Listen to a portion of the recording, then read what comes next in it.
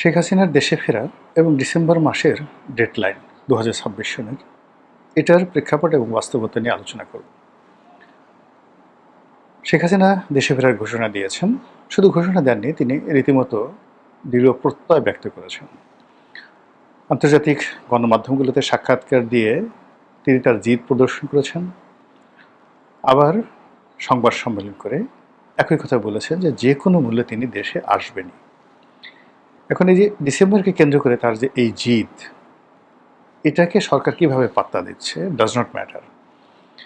কিন্তু শেখ হাসিনা যে কথা বলেছেন সেই কথা যদি তিনি বাস্তবে প্রয়োগ করতে না পারেন, যে কোনোভাবে যে কোনো মূল্যে কোনো অছিলা চলবে না, এটা যদি তিনি বাস্তবে রূপ লাভ না করাতে পারেন, তার রাজনীতি শেষ, তার দলের রাজনীতি শেষ।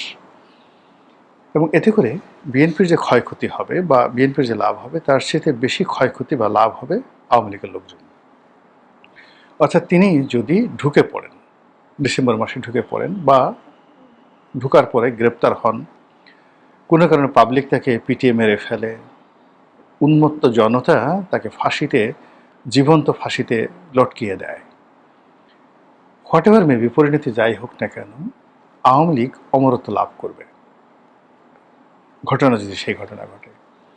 আবার যদি তিনি ঢুকে সফল হয়ে যান, তাহলে তো সব কিছু তার নিয়ন্ত্রণে, ভীষণ রকম নিয়ন্ত্রণে। এখন ইখতিয়ার উদ্দিন মোহাম্মদ বিন বখতিয়ার খলজি যেভাবে বাংলা জয় করেছিলেন এবং রাজা লক্ষণ সেনের দুপুরের মধ্যাহ্ন ভোজ যেভাবে রীতিমতো কাঙ্গালি ভোজে পরিণত হয়েছিল, ঠিক একই ঘটনা ঘটবে যদি শেখ হাসিনা সফলভাবে ঢুকতে পারেন।